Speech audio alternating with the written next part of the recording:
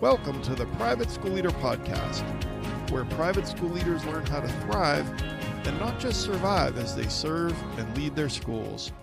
I strongly believe that it is possible for you to have a long and happy and fulfilling career as a private school leader. And my passion is to help you figure out exactly how to do just that, right here on the Private School Leader Podcast. And I'm your host, Mark Minkus. So on August 15th, 1973, Richard Nixon gave a televised address to the American people from the White House. And during that televised address, he said, quote, "I had no knowledge of the Watergate break-in, and I had no involvement in it," end quote. And so, of course, there was an investigation that unfolded. And during that investigation, all the people that had voted for Richard Nixon, his supporters, they believed him. They believed what he said on August 15th, 1973, that he had no knowledge and no involvement in the Watergate break-in. But we know now, history has taught us that he lied that day. And the most damning evidence against him was a tape that was called the smoking gun tape, which actually recorded Richard Nixon giving directive orders to cover this up. And those tapes were released, the Watergate tapes were released on August 5th, 1974, and Richard Nixon resigned 3 days later and was the only U.S. president to ever resign while in office.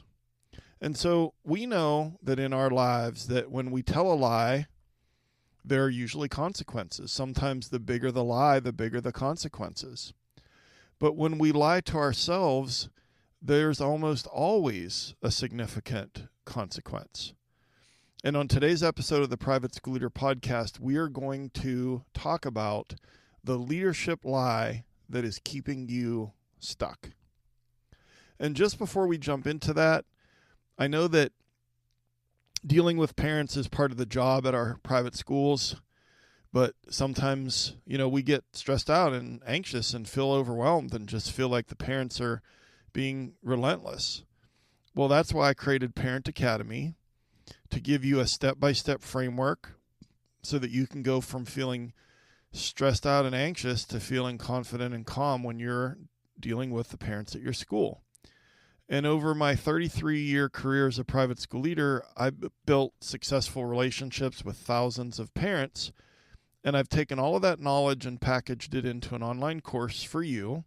And the first 4 modules are for you as the private school leader, and then there's 2 45-minute webinars where then I teach your teachers all of the same things that I taught you. And they have a printable notebook and guided notes and discussion questions.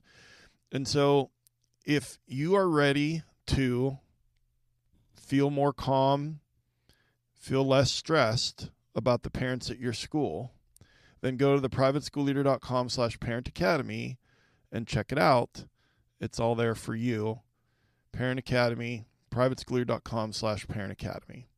And then I like to give you a free gift, or tell you about a free gift every episode, a resource that's free for you. And I have one today that's called the 6 Keys to Improving Your Relationship with Your Board. And I believe the most important relationship in our private schools is the one between the board and the head of school. And there's always room for improvement. And so this is a free 7-page PDF guide where I give you specific strategies to strengthen your relationship with your board members. And so to get this, you can go to theprivateschoolleader.com/board. Again, that's the 6 keys to improving your relationship with your board, and grab that for free over at theprivateschoolleader.com/board. So what is this lie that we believe that's keeping us stuck as we lead our schools? Well, before I tell you the lie, I need you to fill in the blank on this statement that I'm about to make. So here's the statement. At school, I really wish that I had more time to blank. At school, I really wish that I had more time to blank. So maybe the thing that came to your mind was get into classrooms more often, see the kids more often, be more visible, work on the budget, deal with that veteran teacher that needs attention, work on the strategic plan, get into the lunchroom, whatever it is. When you fill in the blank at school, I really wish that I had more time to blank. When you fill in the blank, whatever that is, I want to tell you now the lie. The lie that we believe that's keeping us stuck is when things settle down at school, I will blank. When things settle down at school, I will get into classrooms more often. When things settle down at school, I'll deal with that difficult teacher. When things settle down at school, I'll work on the accreditation self-study. When things settle down at school, I'll work on the budget for next year. When things settle down at school, I will blank. I think that most of us, at different points during our career, and especially at this time of year, if you're listening to this in real time, it's spring, that we believe this lie. But here's the thing. I want you to recognize that this happens all year long. And I'm going to just speak for myself, but maybe this will resonate with you and you've talked yourself into this. You know, I think back on my career and it would be like, okay, you know, during July and August, you know, as soon as I'm done planning for teacher in service, then I'll get to blank. Well, okay, now it's the first day of school. As soon as I get the school year started, then things will settle down and I'll get to blank. Well, I got to get through back to school night and parent-teacher conferences, and then I'll get to that thing. Or in the fall, you know, it's as soon as I get through Grandparents' Day or get through that Thanksgiving concert, but then November rolls around and it's like, okay, we got to get through the holidays. There's a lot going on at school. It's a busy, crazy time in December. As soon as I get back from winter break, I'm going to buckle down and I'm going to work on blank. But then in January, we come back and then we're planning the PD day and maybe we're planning MLK Day stuff and we got to get the report cards out. And then before you know it, it's spring break. And it's like we're doing contracts and we're doing staffing and we're fretting about enrollment. And it's just all year long. And when we believe the lie that as soon as things settle down at school, I will get to blank, this thing, that's us saying that we think that this chaos is going to pass and that there's a better time that's coming during the school year. But let's face it, in our private schools, there's kind of never a good time, right? There's always something happening. There's always a fire to put out. There's always an urgent matter that feels like an emergency. And so the lie that is the leadership lie that's keeping you stuck is when things settle down at school, I will blank. Okay. So I want to then pivot to why is believing this lie so dangerous? And then tell you what's actually going on. And then to no one's surprise, I'm going to tell you how to get to the truth, but more importantly, to give you four practical strategies that will help you move away from believing that things are going to settle down and that you're going to get proactive and do the things that are filling in the blank for you, the things that you never have time to get to. I'm going to give you strategies that will help you actually get those things done. So we talked about the lie, the leadership lie that's keeping us stuck. As soon as things settle down at school, I will blank. But why is that lie so dangerous? It feels kind of harmless. It just feels like we're so busy, busy, busy. And, it's just the reality of being a private school leader. And it just is what it is, which, by the way, is one of my least favorite sayings. It is what it is. But I said that this keeps us stuck if we believe this, that in the future, I'm going to get to this. It'll get better. As soon as we get past blank, then I will blank, right? But it keeps us stuck in reactive mode, and it makes us feel stuck and feel frustrated and feel like, what did I get done today? And feel like, are we really like making progress this school year? And it also keeps our school stuck, because when we can't be proactive, when we're going to get to something after things settle down, what we do is we just run it back. And whether that's an event that we do the same exact way for years, or we don't implement that new curriculum, or we don't, whatever the case is, if we're believing this lie and we're not intentionally being proactive and working on strategic things and working on things that are on our list, our must-do list, then we're going to keep running it back the same way. And it delays our important tasks. We get stuck. It widens the gap between our good intentions and the actual actions that we're taking. And I think it also reinforces some bad habits for us as leaders if we believe the lie. And then I think what happens too is that we just start to believe that, well, I just don't have the time. There's too much going on. There's too many tasks, and I just don't have the time to do those things that are near the top of my list.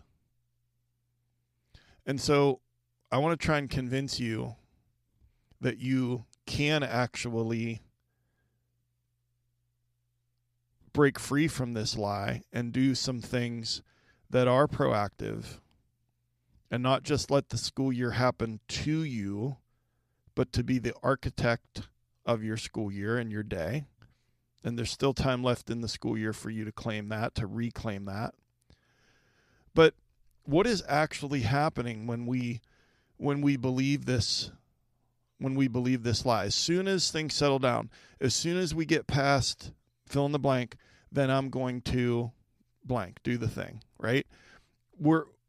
I think that it's because we're letting other people dictate our tasks, because we're prioritizing what's urgent over what's important, because we're letting other people define urgency for us, because we're reacting instead of pausing and responding, when that is our life.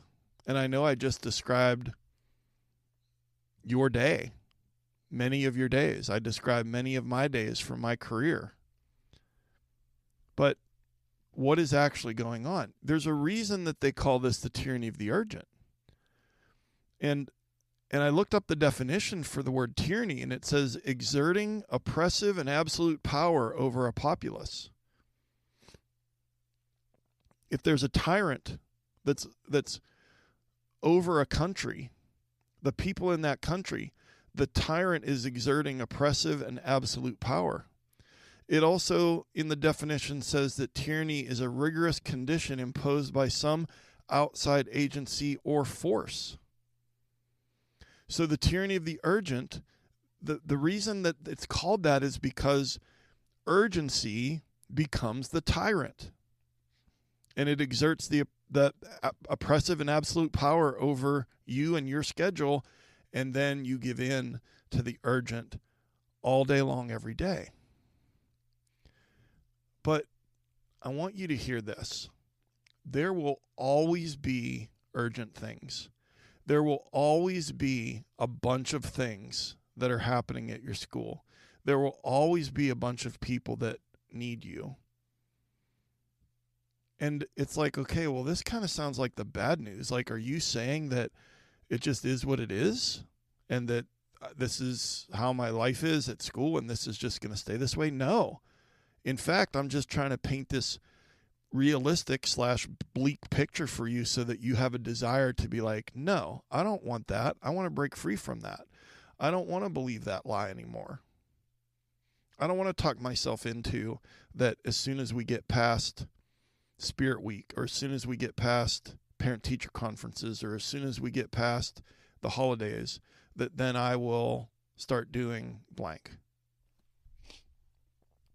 And so I want to tell you about the truth that I think can set you free from believing this lie. And I really believe that we can lead proactively during the chaos of a school year, during the chaos of the run-up to the spring musical, during the chaos of the run-up to field day or the run-up to whatever, fill in the blank. I think that we can lead proactively in the midst of the controlled chaos of our schools. And then that way we don't have to wait for things to settle down. We can take action and create clarity and decide what really matters to us as leaders while we're going through the school year and while we're navigating all of the urgency that's around us. And the shift that I'm talking about is going from being reactive to being intentional. And you've heard me talk about that before on this podcast. Go from reactive, the tyranny of the urgent, your day happening to you, to being intentional, being the architect of your day, or at least parts of your day. Because reactive, I think it's just like putting out fires all day with, you've got a fire extinguisher in one hand and then you've got a mallet and you're playing whack-a-mole in the other hand. That's you. That's your day, right? But I'm going to help you move from just doing, what's next, to being intentional, to pause and decide and respond. To pause, decide, and respond. And the thing about it is, you have a bias towards action. You have a bias towards problem solving. You have a bias towards getting things done quickly. And you've developed a reputation of that, and that's great. That makes you good at your job. But it also makes you kind of a slave to the tyranny of the urgent. And so usually if I give you bad news, I try to give you some good news and give you some practical strategies. And that's what I'm going to do right now. I'm going to give you 4 strategies that you can implement to stop believing this lie, to start going from reactive to proactive, to start going from the tyranny of the urgent to being intentional. So strategy number 1 is to redefine urgency. So I want you to imagine for a minute, and I'll link the episode in the show notes at theprivateschoolleader.com/episode 181. I did an episode about something that I call the 3/3 framework. And the quick version of it is that you do this brain dump where you just write down all of the tasks that you do in a year, even if you only do them once, welcoming people at the Christmas concert, or something that maybe you do every day, like morning carpool. But anyways, in that episode, I tell you how to make sure that you're not missing anything. You take out your Google Calendar and the school calendar and your Google Drive and the yearbook and all kinds of stuff. But anyways, so let's just say that you did this brain dump and you just wrote down every single task that you do during the course of a school year. And now let's imagine that you take all of those tasks and you rank them by importance. So the absolute most important thing is number 1. And then the stuff that's not important is down towards the bottom. And so I just want you to imagine, for the sake of conversation, that you have a list of 300 tasks. I know you have more than that, but let's just say that you have a power ranking now of your tasks from 1 to 300 in order of priority and importance. And so we're going to draw a line under the number 100, and we're going to draw a line under the number 200. And now you've got a top third, a middle third, and a bottom third. So when I talk about redefining urgency, I want you to just imagine, and I want you to believe, because I believe this is true, that the stuff that's on the top third is stuff that only you can do. The stuff that's in the middle third is stuff that you do with others. And the stuff that's on the bottom third is stuff you probably shouldn't be doing.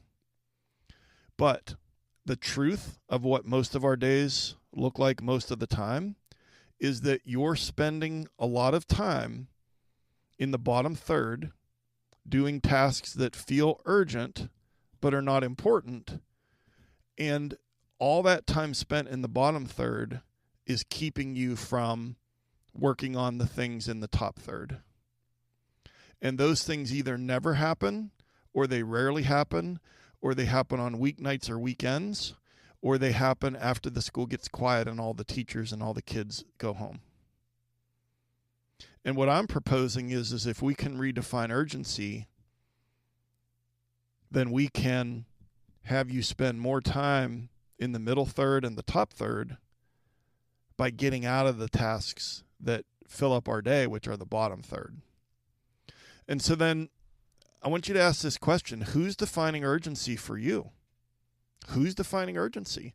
I did an episode a few weeks ago about the number one frustration of private school leaders right now, and it is teachers who don't do that one more thing with tier 1 issues, academic and behavioral issues, and they want to involve admin on tier 1 issues. Of all my coaching clients, I have heard this time and time again, and I would say about 90% of them are frustrated with the fact that their teachers, if they would just do that one more thing, then they could have, the teacher could do those tier 1 things, and then the leader, we're supposed to be helping our staff with tier 2 things. But the teacher is all upset, and they're coming in hot, and they're like, I need your help with this, and I can't handle Jacob anymore, or I need you to call Sadie's mom, or just whatever the case might be. And because of the fact that a lot of us are nice guys or nice gals, then we just take it on ourselves, and then we do the thing. But I want you to do this. The next time that a task appears in your inbox, someone asks you for help, a teacher asks you for help because you're walking down the hall, or someone appears in your doorway, instead of just going into that default, I told you have a bias towards action, bias towards problem solving, a bias towards getting things done quickly, that when that task appears, that you pause and you ask yourself, does this deserve my attention right now? You pause and you ask yourself, does this deserve my attention right now? And if the answer is no, then we either listen but give it back to the teacher. So they're trying to hand you a crying baby. We're going to listen, but we're going to give it back. And we're going to say, all right, here's what I want you to do. I want you to try this one thing. And it could be move the seat, or cut the number of math problems in half, or call the parent. That's a big one. That's a big one that many teachers don't want to do, is they want you to get involved and you to deal with the parent. So when you listen but give it back, you give the crying baby back, what you're doing is that you're enabling and empowering and building resilience and problem-solving skills with your teachers, but you're also giving it back to them, and you say, I want you to try this one more thing. Whatever it is, like I said, move the seat, cut the math problems in half, call the parent, talk to the learning support specialist, whatever it might be. I want you to try this for a week, and then shoot me an email and let me know how it's going. That is called listening but give it back. That will really shut down your teachers and staff trying to give you urgent things that are really, if they would do one more thing that's actually their job. Remember I said nice gal and nice guys? You're not a jerk if you ask someone to do something that is their job. So we're going to redefine urgency. We're going to spend less time on that bottom third so we can spend more time on the top third. We're going to pause and ask ourselves, does this deserve my attention right now? And if the answer is no, and they're trying to hand you a crying baby, we're going to listen but give it back. Okay, that's strategy number 1. Strategy number 2 is to claim some white space. So I'm not really going to get into this too much because I'm going to give you a sneak peek on what your call to action is. Your sneak peek on your call to action is actually that I'm strongly encouraging that you go back and listen to episode 7 of this podcast. It's called the 4 Productivity Hacks for Busy Private School Leaders. If you're listening and you're nodding along and you're like, yeah, he's talking about me, urgency seems to be the tyrant in my day, then episode 7 really gets into it. And if you do the 4 things that I mentioned in episode 7, it's going to change your life. It's going to change how you show up. It's going to change how much you get done at school. So of course I'll link that in the show notes for you. But claiming white space, just quickly, on Friday afternoon, you're claiming the white space on your calendar for the next week. You're being intentional. You're putting on there the meetings that you must go to, but then you're scheduling your good intentions. I'll talk more about that in a second. You're scheduling lunch for 15 minutes. How many days do you go without lunch? I'll just leave that. I could do a whole episode on that. You're going to schedule the time that you plan to leave at the end of the day. I had a client in Chicago, a coaching client, who he said, Mark, my problem is very clear. It's very easy for me to identify. I tell my wife every single day I'm going to leave at 5:30, and every single day I leave at 6:30. Well, you know what he was doing for that hour. He was doing all the stuff that he didn't do during the day. And so Parkinson's law says that the task will always expand to fill the allotted time. Most of us don't have a time when we're going to leave at the end of the day. And so then the tasks just keep expanding and keep expanding. And so to actually schedule a time that you're going to leave at the end of the day and to have your Google Calendar or your calendar remind you.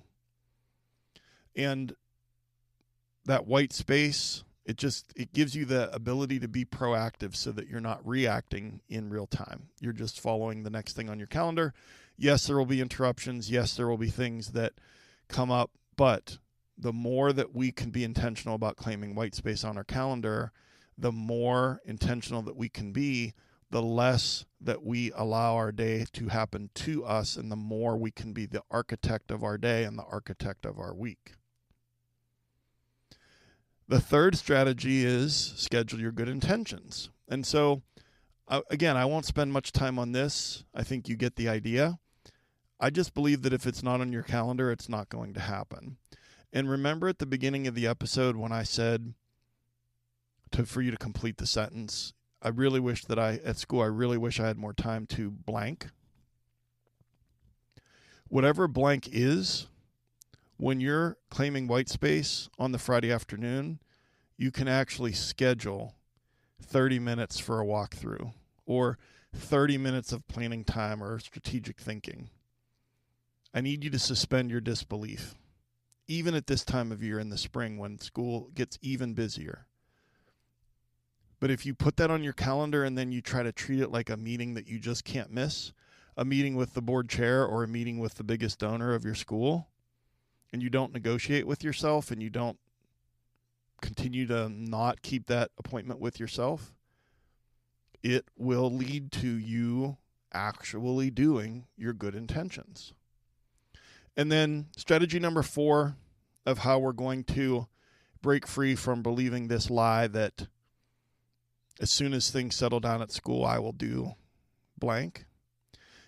Strategy number 4 is to ask who before asking how.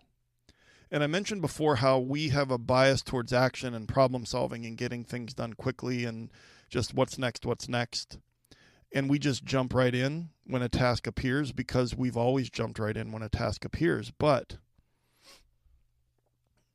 when a task appears, not only do I want you to ask yourself, is this something I should be working on right now? Maybe the answer is yes. Then the next question is who? Who could do this?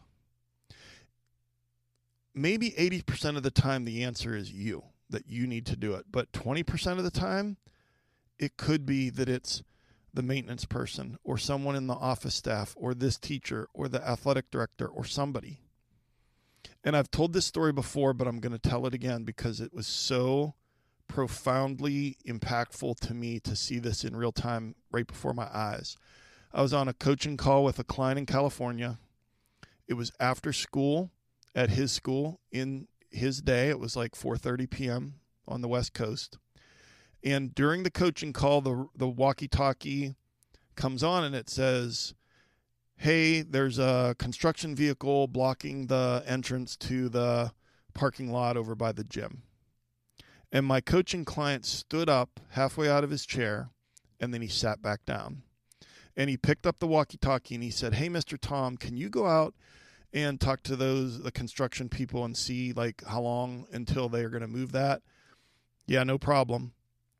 Mr. Tom was happy to do that. And then on the radio, he says, hey, Pamela, or whoever it was that was in the office, can you email the parents and let them know to use the other entrance when they come and pick up their kids from basketball practice? And then Pamela said, sure, no problem. And then we resumed our coaching call. That happened right before my eyes. In that moment, because he's an outlier as far as like getting things done and boom, boom, boom, and immediately handling the problem. In that moment, he stood halfway up. Maybe it was because we were on the coaching call. It doesn't matter. It happened. And he asked himself, who? And the answer was Mr. Tom and Pamela. Ask yourself who before how. Even if it's only 20% of the time that somebody else could do the thing, ask them to do the thing. And so what are the big takeaways from today's episode? Well, the leadership lie that is keeping you stuck is that when things settle down at school, I will blank. And I tried to convince you and explain to you why that's keeping you stuck, and talk about how you can go from letting the tyranny of the urgent control your day to being more proactive. And we're going to do that with 4 strategies. Number 1, redefine urgency. Number 2, claim white space. Number 3, schedule your good intentions. And number 4, ask who before asking how. And your call to action, as I've mentioned before, is to listen to episode 7, the 4 productivity hacks for busy private school leaders. I will link it in the show notes at theprivateschoolleader.com/episode 181, or you just go to wherever you listen to this podcast and scroll back to episode 7 and listen to it. It will change how productive you feel, how intentional you are, and you can stop believing the lie. And so I want to give you 2 quick reminders. One is Parent Academy is something that I think can really be a game changer for you and your teachers. Check that out, theprivateschoolleader.com/Parent Academy. Also wanted to mention that I do have 1 coaching spot open right now. I'd love to talk to you more about that. So go to theprivateschoolleader.com/coaching. And then a free gift for you, the 6 keys to improving your relationship with your board, is free for you at theprivateschoolleader.com/board. And if you get value from this podcast, please share the link with another leader that you know or a rising leader at your school. And I've been your host, Mark Minkus. I just want to say how much I appreciate you and all of the amazing hard work you're doing at your school for those lucky kids and those lucky teachers. Thank you so much for taking some of that precious time to join me here today. And I'll see you next time right here on the Private School Leader Podcast. And until then, always remember to serve first, lead second, and make a difference.